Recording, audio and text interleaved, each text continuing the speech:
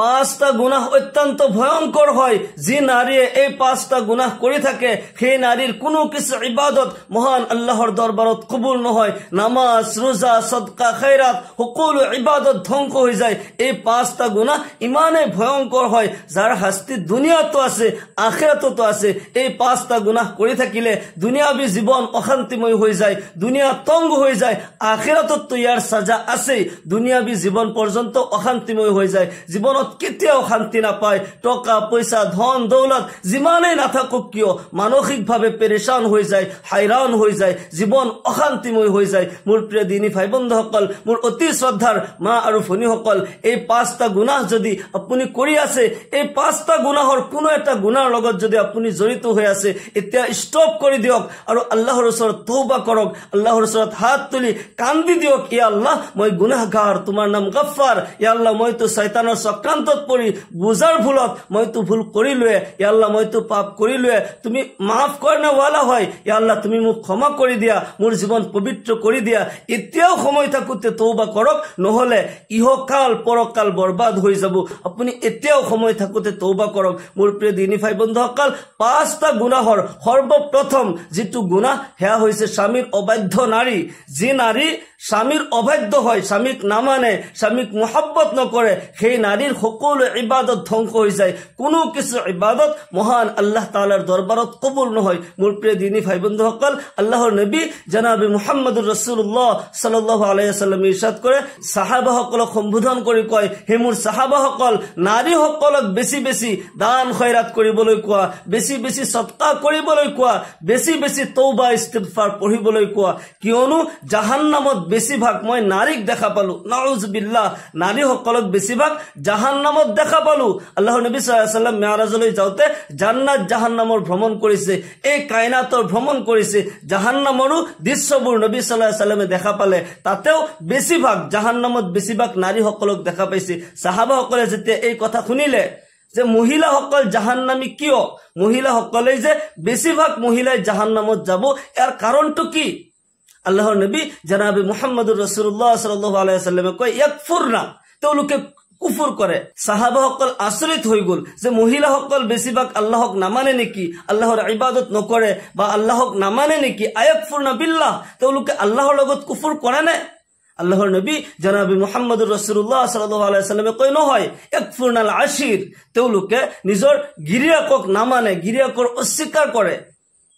এগৰাকী মহিলা তেওঁৰ গিৰিয়াকে গোটেই দিন কষ্ট কৰি টকা পইচা ইনকাম কৰি আনি দিয়ে, তাৰ পিছতো স্বামীক অবাধ্য হয়, স্বামীক নামানে, স্বামীক তুচ্ছ তাচ্ছিল্য কৰে, তোমাৰ একো নাই, তোমাৰ লগত বিয়া হৈ মই একোৱে নাপালো। স্বামীক এনি টাইম তুচ্ছ তাচ্ছিল্য কৰে, স্বামীক নামানে, স্বামীক অসন্মানী কৰে, স্বামীক মহব্বত নকৰে। সেই নাৰীৰ সকলো ইবাদত ধ্বংস হৈ যায়, সকলো নেক আমাল ধ্বংস হৈ যায়। কোনো কিছু ইবাদত আল্লাহৰ দৰবাৰত কবুল নহয়। আজিৰ সমাজত বেছিভাগ এনেকুৱা চলিছে যে মহিলাসকলৰ ৰাজত্ব হৈছে, মহিলাসকলৰ তলতহে পুৰুষ থাকিব লগা হৈছে। এইবোৰ কিয় হৈছে? কাৰণ নবী সাল্লাল্লাহু আলাইহি ওয়াসাল্লামে কৈছে নহয় যে জাহান্নামত বেছিভাগ মহিলাসকলক দেখা পাইছো। সেইবোৰ আজিৰ সমাজত আমাৰ মা ভনীসকলে পুৰুষক নামানাৰ কাৰণে, নিজৰ গিৰিয়াকক নামানাৰ কাৰণে তেওঁলোকে নিজে নিজে জাহান্নামৰ ইন্ধন হবলৈ গৈ আছে। এতিয়াও সময় থাকোঁতে তওবা কৰক, নহলে জীৱনৰ সকলো নেক আমাল ধ্বংস হৈ যাব। এগৰাকী মহিলাৰ সৰু এটি কাহিনী মই শুনাইছো, তেতিয়া আপুনি সহজত বুজি পাব জীৱনৰ নেক আমাল কেনেকৈ ধ্বংস হৈ যায়। এগৰাকী মহিলা 5 ওয়াক্ত নামাজ পঢ়ে, ৰোজাও ৰাখে, তাসবিহ তাহলিল কৰে, সদকা খায়ৰাতো কৰে। তেওঁ যেতিয়া ইন্তেকাল হল, তেতিয়া ইন্তেকাল হোৱাৰ পিছত জানাজা দিয়া হল, যেতিয়া দফন কৰা হৈছে তেওঁৰ কবৰত জুই জ্বলি আছে, ধাও ধাও কৰি জুই জ্বলি আছে। সকলো আচৰিত হল, কি কথা, এগৰাকী মহিলা দেখোন মুত্তাকিন আছিল, পৰহেজগাৰ আছিল, 5 ওয়াক্তৰ নামাজ পঢ়িছিল, কিন্তু ইয়াৰ পিছতো স্পষ্টভাৱে আমি সকলোৱে দেখা পাইছো কবৰত জুই জ্বলি আছে। কাৰণটো কি? ওচৰত থকা তেওঁৰ গিৰিয়াকে কৈছে, আজিৰ পৰা মই আজাদ হৈছো। এই বাক্যটোৱে মানুহক আৰু পেৰেশান কৰি দিছে। যেতিয়া তেওঁ খোদা হল যে আপুনি এই কথা কিয় কলে, তেওঁৰ কবৰতো জুই জ্বলিলে আৰু আপুনিয়ে কৈছে যে আপুনি আজিৰ পৰা আজাদ হৈছে, মুক্ত হৈছে, ইয়াৰ কাৰণটো কি? গিৰিয়েকে কান্দি কান্দি কৈ আছে, মোৰ বিবিয়ে 5 ওয়াক্ত নামাজ পঢ়িছে, সদকা খাইৰাত কৰিছে, নেক আমল কৰিছে, কিন্তু মোক কেতিয়াও শান্তি দিয়া নাই, মোক অশান্তি কৰি ৰাখিছে, মোৰ কথা কেতিয়াও মানা নাই, মোক সদায় ডাউন কৰি ৰাখিছে, মই যেতিয়াই কিবা কথা কওঁ মোৰ কথা কেতিয়াও তেওঁ মানা নাই, মোক সদায় তুচ্ছ তাচ্ছিল্য কৰিছে, মোক সদায় মোৰ অস্বীকাৰ কৰিছে, মই একোৱে দিয়া নাই, মোৰ ওচৰত নিকাহ হৈ একোৱে পোৱা নাই, এনি টাইম মোক পেৰেশান কৰি ৰাখিছে, সেই কাৰণে মই কৈছো আজিৰ পৰা মই আজাদ। তেওঁ যেতিয়া ইন্তেকাল হৈছে আজিৰ পৰা মই আজাদ হোৱা বুলি মই কৈছো, মই আজিৰ পৰা শান্তি পাইছো। সেই গৰাকী মহিলা 5 ওয়াক্ত নামাজ যদিও পঢ়িছে, সদকা খাইৰাতো কৰিছে, নেক আমল কৰিছে, পৰ্দাটো আছিল, কিন্তু দুনিয়াতেই সকলোৱে দেখা পাইছে কবৰত স্পষ্ট জুই জ্বলি আছে। তেওঁ যিমানে নেক আমল নকৰক কিয় তেওঁৰ স্বামীৰ অবাধ্য হোৱাৰ কাৰণে তেওঁৰ জীৱনৰ নেক আমলসমূহ ধ্বংস হৈ গৈছে, কোনো কিছু ইবাদত মহান আল্লাহৰ দৰবাৰত কবুল হোৱা নাই। সেই কাৰণে মোৰ প্ৰিয় দিনী মা ভনীসকল, জীৱনত কেতিয়াও স্বামীৰ অবাধ্য নহব। স্বামীৰ অবাধ্য হলে সকলো নেক আমল ধ্বংস হৈ যাব, নামাজ ৰোজা সদকা খাইৰাত সকলো নেক আমল ধ্বংস হৈ যাব, কোনো কিছু ইবাদত আল্লাহৰ দৰবাৰত কবুল নহয়। যিমান পাৰে স্বামীক সময় দিব, স্বামীক মহব্বত কৰিব, স্বামীৰ কথা মানাৰ চেষ্টা কৰিব। স্বামী স্ত্ৰীৰ মাজত যেতিয়া মিল মহব্বত থাকিব আল্লাহ ৰব্বুল আলামিন জীৱনত শান্তি দান কৰিব। স্বামী স্ত্ৰী যেতিয়া ইজন সিজনক মহব্বত কৰে আল্লাহ ৰব্বুল আলামিন তেওঁলোকৰ জীৱনত শান্তি দিয়ে, তেওঁলোকৰ প্ৰতি ৰাজি আৰু খুশি হৈ যায়। টকা পইচা ধন দৌলতে আপোনাক শান্তি দিব নোৱাৰে। আল্লাহ ৰব্বুল আলামিন যদি আপোনাৰ প্ৰতি ৰাজি আৰু খুশি হৈ যায়, স্বামী স্ত্ৰীৰ মাজত যেতিয়া মিল মহব্বত থাকিব তেতিয়া মানসিকভাৱে আপুনি শান্ত সুস্থ হৈ থাকিব। আল্লাহ ৰব্বুল আলামিন আপোনাৰ জীৱনত ৰহমত বৰকত দান কৰিব। আল্লাহৰ ৰহমতৰ ফেৰেশতাসকলে আপোনাৰ কাৰণে দোয়া কৰি থাকিব।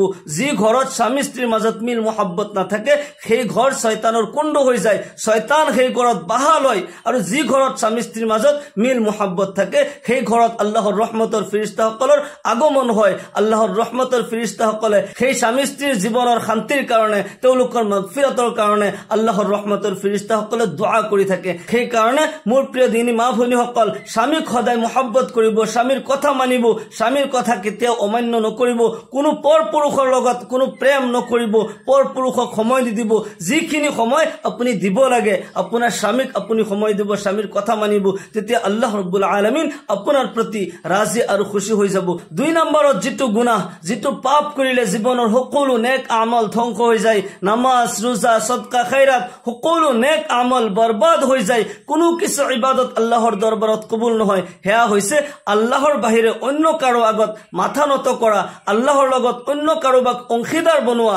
এই গুনাহ কৰিলে যেতিয়ালৈকে আপুনি তওবা নকৰিব জীৱনৰ সকলো আমল বৰবাদ হৈ যাব, কোনো কিছু ইবাদত আল্লাহৰ দৰবাৰত কবুল নহয়। আপুনি পীৰৰ মাজাৰত যাই সন্তান বিচাৰি আছে, পীৰৰ মাজাৰত নিজৰ সমস্যাবোৰ সমাধান বিচাৰি গৈছে, পীৰৰ মাজাৰত যাই আপুনি কৈছে মোৰ পুত্ৰ সন্তান লাগে, মই বিপদত পৰিছো, মোক উদ্ধাৰ কৰা।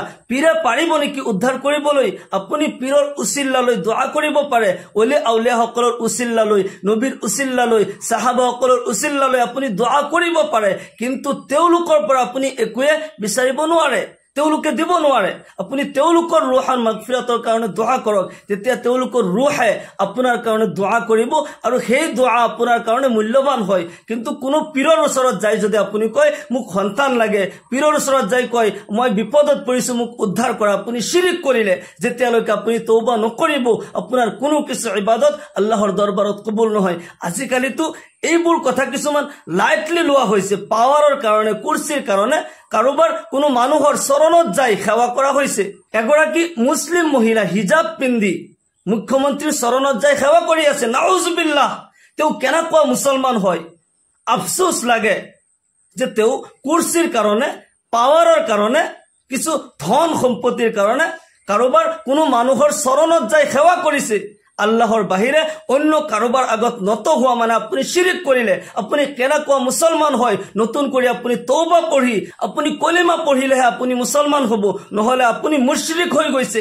এতিয়াও সময় থাকোতে তওবা কৰক। কোনো মানুহৰ আগত যাতে আপুনি নত নহয়, আপুনি এজন মুছলমান হয়। আপোনাৰ স্বৰ একমাত্ৰ আল্লাহৰ আগত নত হ'ব, আল্লাহৰ বাহিৰে অন্য কাৰো আগত আপুনি নত হ'ব নোৱাৰে। লাগিলে ডিঙি কাটি যাব পাৰে, গৰ্দান কাট सकते हैं लेकिन झुका सकते नहीं। আল্লাহ আল্লাহৰ বাহিৰে অন্য কাৰো আগত আপুনি নত হ'ব নোৱাৰে যদি আল্লাহৰ বাহিৰে অন্য কাৰো আগত নত হৈছে কুৰ্সিৰ কাৰণে পাৱাৰৰ কাৰণে সমস্যাৰ সমাধান বিচাৰি যদি আল্লাহৰ বাহিৰে অন্য কাৰো আগত আপুনি নত হৈছে তেতিয়া আপুনি মুশৰিক হয় এতিয়াও সময় থাকোতে তওবা কৰক নহলে ইহকাল পৰকাল বৰবাদ হৈ যাব মোৰ প্ৰিয় দিনী ভাই বন্ধুসকল মোৰ অতি শ্ৰদ্ধাৰ মা আৰু ভনীসকল 3 নম্বৰ যেটো গুনাহ যেটো পাপ কৰিলে জীৱনৰ সকলো নেক আমল বৰবাদ হৈ যায় নামাজ রোজা সদকা খায়রাত সকলো ইবাদত বরবাদ হৈ যায় হেয়া হৈছে জিনা জিনা অত্যন্ত ভয়ঙ্কর পাপ হয় যি পাপ কৰিলে জীবনৰ সকলো আমল বৰবাদ হৈ যায় এই জিনা কৰিলে ইমান পৰ্যন্ত বৰবাদ হৈ যায় আল্লাহৰ নবী সাল্লাল্লাহু আলাইহি সাল্লামে কয় যেতিয়া জিনাকাৰীয়ে জিনা কৰে তেতিয়া তাৰ ইমান অৱস্থাত নাথাকে আপুনি সময় থাকোতে এতিয়াও তওবা কৰক এতিয়াও আপুনি আল্লাহৰ ওচৰত কান্দি কান্দি দোয়া কৰক এই গুনাহ স্টপ কৰি দিয়ক এতিয়াও বন্ধ কৰক নহলে ইহকাল পৰকাল বৰবাদ হৈ যাব দুনিয়াবী জীবন তংগ হৈ যাব আখিৰাততো ইয়াৰ কাৰণে শাস্তি আছে আল্লাহ ৰাব্বুল আলামিন কোৰআনে কাৰিমত জিনাৰ বিষয়ে এনেদৰে কয় আয-যানিয়াতু ওয়াজ-যানি ফাজলিদু কুল্লা ওয়াহিদিন মিনহুমা মিআতা জালদা যেতিয়া পুৰুষ মহিলাই যেতিয়া জিনা কৰে জিনাকাৰী মহিলা বা জিনাকাৰী পুৰুষ তেওঁলোকক ককাললৈকে পুতি দিয়া আৰু পাথৰ মাৰি মাৰি তেওঁলোকক হত্যা কৰি দিয়া নাউজুবিল্লাহ জিনাৰ কাৰণে আল্লাহ তাআলাই দুনিয়াতে শাস্তিৰ ঘোষণা কৰিছে জিনা কিমানেই ভয়ঙ্কৰ পাপ হয় আল্লাহৰ নবী জনাবে মুহাম্মদুৰ ৰাসূলুল্লাহ সাল্লাল্লাহু আলাইহি ওয়াসাল্লাম ইৰশাদ কৰে মই যেতিয়া মেৰাজলৈ গলো জান্নাত জাহান্নামৰ ভ্ৰমণ কৰিলো আকস্মিকভাৱে মই জাহান্নামৰ এক ঠাইত থিয় হৈ দিলো এক ঠাইত যেতিয়া মই গুছি গলো তাতে দেখা পালো অগ্নিকুণ্ড জ্বলি আছে জুই জ্বলি আছে তাতে কিছুমান যুৱক যুৱতীক দেখা পালো তেওঁলোকক জুয়ে জ্বলাই জ্বলাই ওপৰলৈ উঠাই আনে তেওঁলোকে চিঞৰ বাখৰ কৰি থাকে মুখ বসুৱা হুলস্থুলীয়া পৰিবেশ তেওঁলোকক জুয়ে জ্বলাই জ্বলাই ওপৰলৈ উঠাই আনে আকৌ জ্বলাই জ্বলাই তললৈ লৈ যায় মই যেতিয়া জিব্ৰাইল আলাইহিস সালামক খুদিলো আল্লাহৰ নবী সাল্লাল্লাহু আলাইহি ওয়াসাল্লামে কয় জিব্ৰাইল আলাইহিস সালামক যেতিয়া মই খুদিলো হে ভাই জিব্ৰাইল এওঁলোকে কি পাপ কৰিছিল কোন গুনাহৰ কাৰণে এইবোৰ শাস্তি হৈ আছে জুয়ে জ্বলাই আছে ওপৰত উঠাই আছে আকৌ তললৈ নমাই আছে কাৰণটো কি তেওঁলোকে কি পাপ কৰিছিল আল্লাহৰ ফেৰেশতা হযৰত জিব্ৰাইল আলাইহিস সালামে কয় এই সকল যুৱক যুৱতী দুনিয়া থাকোতে জিনা কৰিছিল হে মোৰ যুৱক যুৱতী দিনী ভাই বন্ধুসকল সময় থাকোতে এতিয়াও তওবা কৰক এই গুনাহৰ কাৰণে দুনিয়া ও আখিৰাতত শাস্তি আছে আল্লাহৰ নবী সাল্লাল্লাহু আলাইহি সাল্লাম ইৰশাদ কৰে মই আৰু অলপ আগত দেখা পালো যে কিছুমান পুৰুষ মহিলা আছে তেওঁলোকৰ আগত ভাল মাংস ভাল খাব পৰা মাংস ৰাখি থোৱা আছে অলপ দূৰত আছে পচা গেলা মাংস এই পুৰুষ মহিলা সকলে কি কৰিছে কেনেকৈ আচৰিত কাণ্ড যে তেওঁলোকৰ আগত যিখিনি ভাল পবিত্ৰ মাংস ৰাখি থোৱা আছে এই মাংসবোৰ তেওঁলোকে খোৱা নাই তেওঁলোকে দূৰৰ পৰা টানি টানি পচা গেলা মাংসবোৰ টানি টানি আনি সেইবোৰ খাই আছে আল্লাহৰ নবী জনাবে মুহাম্মদুৰ ৰাসূলুল্লাহ সাল্লাল্লাহু আলাইহি ওয়াসাল্লাম যেতিয়া জিব্ৰাইল আলাইহিস সালামক প্ৰশ্ন কৰে হে ভাই জিব্ৰাইল তেওঁলোকৰ কোন গুনাহৰ কাৰণে এনেকুৱা শাস্তি হৈ আছে তেওঁলোকে ভাল মাংসটো খোৱা নাই তেওঁলোকৰ আগত ভাল মাংসটো থোৱা আছে হালাল মাংস থোৱা আছে তেওঁলোকে হালাল মাংস নাখাই তেওঁলোকে হাৰাম মাংস খাইছে পচা গেলা মাংসবোৰ কিয় খাইছে কোন গুনাহ কৰিছিল হযৰত জিব্ৰাইল আলাইহিস সালামে কয় ইয়া ৰাসূলুল্লাহ সাল্লাল্লাহু আলাইহি সাল্লাম এই সকল পুৰুষ মহিলা দুনিয়া থাকোতে পৰকীয়া প্ৰেম কৰিছিল পৰকীয়া প্ৰেমত লিপ্ত হৈ তেওঁলোকে জিনা কৰিছিল তেওঁলোকে গুনাহ কৰিছিল সেই বেবিচাৰিত লিপ্ত হোৱাৰ কাৰণে তেওঁলোকক এনেকুৱা শাস্তি হৈ থাকিব তেওঁলোকৰ বিবি তেওঁৰ কাৰণে হালাল আছিল এই গৰাকী মহিলাৰ তেওঁৰ স্বামী তেওঁৰ কাৰণে হালাল আছিল তেওঁলোকে হালাল সম্পৰ্ক নকৰি স্বামী স্ত্ৰীৰ মাজত মিলন নকৰি তেওঁলোকে পৰকীয়া প্ৰেম কৰিছিল পৰকীয়া প্ৰেমত লিপ্ত হৈ তেওঁলোকে জিনা কৰিছিল সেই কাৰণে তেওঁলোকক কিয়ামতলৈকে এনেকুৱা শাস্তি হৈ থাকিব নাউজুবিল্লাহ মোৰ প্ৰিয় দিনী ভাই বন্ধুসকল মোৰ অতি শ্ৰদ্ধাৰ মা আৰু ভনীসকল আপোনাৰ জীৱনত যদি এনেকুৱা গুনাহত আপুনি লিপ্ত হৈছে এতিয়াও সময় থাকোতে তওবা কৰক নহলে ইহকাল পৰকাল বৰবাদ হৈ যাব দুনিয়াত যেনিবা কোনেও দেখা নাই কোনো আপোনাৰ গুনাহৰ কাৰণে সাক্ষী নাই আপোনাক সেই কাৰণে দুনিয়াত শাস্তি দিয়া নহল পৰকালত আপুনি হাৰি যাব নোৱাৰে আপুনি বাচিব নোৱাৰে সময় থাকোতে এতিয়াও তওবা কৰক জীৱন মৰণৰ কোনো ভৰসা নাই এতিয়া জীয়াই আছো কোন মুহূৰ্ত মোৰ মৌত আহি যায় মালাকুল মৌত উপস্থিত হৈ যায় মোৰ জান কবজ কৰি লয় কোনেও গ্যাৰান্টি দিব নোৱাৰে সেই কাৰণে সময় থাকোতে আমি তওবা কৰিব লাগিব আল্লাহৰ ওচৰত কান্দি কান্দি যেতিয়া আমি দোয়া কৰিম আল্লাহ ৰাব্বুল আলামিন গফুৰুৰ ৰহিম হয়, আল্লাহ তাআলা বহুত ক্ষমাশীল বহুত দয়াবান হয়। আল্লাহৰ ওচৰত আমি তওবা কৰো, আল্লাহ তাআলাই যাতে জীৱনৰ গুনাহবোৰ মাফ কৰি দিয়ে, নহলে ইহকাল পৰকাল বৰবাদ হৈ যাব। 4 নম্বৰত যেটো গুনাহ কৰিলে জীৱনৰ সকলো আমাল বৰবাদ হৈ যায়, নামাজ ৰোজা সদকা খৈৰাত সকলো কিছু বৰবাদ হৈ যায়, হেয়া হৈছে আনৰ প্ৰতি যদি আপোনাৰ অন্তৰত হিংসা কিনা থাকে, আনৰ প্ৰতি দুশ্মনী থাকে, কাৰোবাৰ ভাল দেখা পায় আপুনি দুশ্মনী কৰিছে, কেনেকৈ ধ্বংস কৰিব পাৰি, কেনেকৈ কাৰোবাক ডাউন কৰিব পাৰি, নিজৰ কিবা লাভ হোক বা নহওক কমস কম তাক ধ্বংস কৰিব লাগে, তাক উন্নতি হ'বলৈ দিব নালাগে, এনেকুৱা যদি আপোনাৰ অন্তৰত থাকে আপোনাৰ জীৱনৰ সকলো আমাল ধ্বংস হৈ যাব, কোনো কিছু ইবাদত আল্লাহৰ দৰবাৰত কবুল নহয়, জীৱন তংগ হৈ যাব। এগৰাকী মহিলা আল্লাহৰ এজন অলিৰ ওচৰত গ'ল, তেওঁ যাই কৈ আছে হুজুৰ মই 5 ওয়াক্তৰ নামাজ পঢ়ো, ৰোজা ৰাখো, তাসবিহ তাহলিল কৰো, আল্লাহৰ ইবাদত কৰিয়ে থাকো, কিন্তু জীৱনত পেৰেশানীবোৰ দূৰ নহয়, বিপদ আপদ বালা মুসিবতবোৰ জীৱনত আহিয়ে থাকে। ইয়াৰ বিপৰীতে মোৰ ওচৰ চুবুৰীয়াৰ এগৰাকী মহিলাৰ উদাহৰণ দি কৈ আছে যে তেওঁ ভালকৈ আল্লাহৰ ইবাদত নকৰে, সদকা খৈৰাতো নকৰে, কিন্তু তাৰ জীৱনত শান্তি কিয়? আল্লাহৰ ওলিজনে তেওঁৰ ভাষ্যত তেওঁৰ যিখিনি কথা এই কথাৰ মাজতে বুজি পালে যে এইগৰাকী মহিলাৰ অন্তৰত হিংসা কিনাই ভৰপুৰ হৈ আছে, আনৰ প্ৰতি দুশ্মনীয়া ভৰপুৰ হৈ আছে। তেওঁ এইগৰাকী মহিলাক বুজাবলৈ এগিলাস পানী লৈ আহিলে, পানী আনি টেবুলত ৰাখি দিলে আৰু জহৰৰ এটা বটল লৈ আহিছে, বিষ লৈ আহিছে আৰু এক টোপাল জহৰ এই পানীত দি দিছে আৰু মহিলাগৰাকীক কৈছে তুমি পানীখিনি খাই দিয়া। মহিলাগৰাকী চায়ে আছে, পানীখিনি পৰিষ্কাৰ পানী হয়, খাব পৰা পানী, কিন্তু তাতে আকৌ যেতিয়া জহৰ দি দিছে তেতিয়াতো খাব নোৱাৰি, এই পানীটো খালে মৰি যাম। হুজুৰ আপুনি মোক মাৰিব খুজিছে নেকি? মই আপোনাৰ ওচৰত যি সমস্যাৰ সমাধান লৈ আহিছো আপুনি সেইটো সমাধান কৰি দিব লাগে, আপুনি দেখোন মোক মাৰিব বিচাৰিছে। আল্লাহৰ ওলিজনে কৈ আছে এতিয়া তুমি পয়েন্টত আহিছা, যিদৰে এগিলাস পৰিষ্কাৰ পানী খাব পৰা পানী এই পানীত এক টোপাল জহৰ দি দিয়াৰ কাৰণে এই পানীটো খোৱাৰ কাৰণে উপযুক্ত নহয়, এই পানীটো তুমি খাব নোৱাৰা, ঠিক তেনেদৰে তোমাৰ জীৱনৰ নামাজ ৰোজা সদকা খৈৰাত যিমান নেক আমল আছে এই পৰিষ্কাৰ এগিলাস পানীৰ দৰে হয়। আৰু তোমাৰ অন্তৰত যিবোৰ আনৰ প্ৰতি হিংসা কিনা আছে, আনৰ প্ৰতি বিদ্বেষ আছে, আনৰ প্ৰতি দুশ্মনী আছে, সেই এক গিলাস পৰিষ্কাৰ পানীৰ ভিতৰত এক টোপাল জহৰৰ দৰে হয়। যিদৰে এক গিলাস পানীত এক টোপাল জহৰ থাকাৰ কাৰণে এই পানী খোৱাৰ কাৰণে উপযুক্ত নহয়, ঠিক তেনেদৰে তোমাৰ জীৱনৰ নেক আমলসমূহ তোমাৰ অন্তৰত থকা হিংসা কিনাৰ কাৰণে আল্লাহৰ দৰবাৰত কবুল নহয়, কবুলৰ যোগ্য নহয়, আল্লাহ তাআলা সেইবোৰ ইবাদত কবুল নকৰে, সেই কাৰণে তোমাৰ জীৱনৰ পেৰেশানী বালা মুসিবতবোৰ দূৰ নহয়। মহিলাগৰাকীয়ে ক'লে হুজুৰ মই বুজি পালো, মই আজিৰ পৰা তওবা কৰিম আৰু জীৱনত কেতিয়াও এনেকুৱা গুনাহ আমি নকৰো, কাৰোবাৰ প্ৰতি হিংসা কিনা বিদ্বেষ আমাৰ অন্তৰত নাৰাখো, অন্তৰ পৰিষ্কাৰ কৰি দিম। যেতিয়ালৈকে আপোনাৰ অন্তৰ পৰিষ্কাৰ নহয় কোনো কিছু ইবাদত আল্লাহৰ দৰবাৰত কবুল নহয়। আনৰ প্ৰতি হিংসা কিনা দুশ্মনী যদি আছে আজি আপুনি তওবা কৰক, অন্তৰৰ পৰা ওলাই দিয়ক, তেতিয়া আল্লাহ ৰাব্বুল আলামিন আপোনাৰ জীৱনত শান্তি দান কৰিব, নেক আমলসমূহ কবুল হ'ব। 5 নম্বৰত যেটো গুনাহ, যি গুনাহ কৰিলে জীৱনৰ সকলো নেক আমল বৰবাদ হৈ যায়, কোনো কিছু ইবাদত আল্লাহৰ দৰবাৰত কবুল নহয়, হেয়া হৈছে চুগলি কৰা, মিছামিছি কথা লগোৱা, সমাজত বিশৃংখলাৰ অশান্তিৰ সৃষ্টি কৰা, এইবোৰ গুনাহ যদি কৰি থাকে এতিয়াও সময় থাকোতে তওবা কৰক, অন্তৰ পৰিষ্কাৰ কৰক, নিজে পবিত্ৰ হৈ যাওক, নহলে জীৱনৰ সকলো আমল বৰবাদ হৈ যাব, নামাজ ৰোজা সদকা খৈৰাত সকলো আমল বৰবাদ হৈ যাব। মোৰ প্ৰিয় দিনী ভাই বন্ধুসকল, মোৰ অতি শ্ৰদ্ধাৰ মা আৰু ভনীসকল, আমাৰ মাজত যদি এই 5টা গুনাৰ কোনো এটা গুনাহ যদি থাকে বা এই 5টা গুনাৰ কোনো এটা গুনাৰ লগত আপুনি মই জড়িত হৈ আছো, সময় থাকোতে আমি তওবা কৰো, নহলে কোনো কিছু ইবাদত আল্লাহৰ দৰবাৰত কবুল নহয়। যেতিয়ালৈকে আমি তওবা নকৰিম, যেতিয়ালৈকে এই গুনাহ বন্ধ কৰি নিদিম, তেতিয়ালৈকে আমাৰ জীৱন তংগ হৈ থাকিব, জীৱনত অশান্তি আহিব, আপুনি কতোৱে শান্তি নাপায়, জীৱন তংগ হৈ যাব।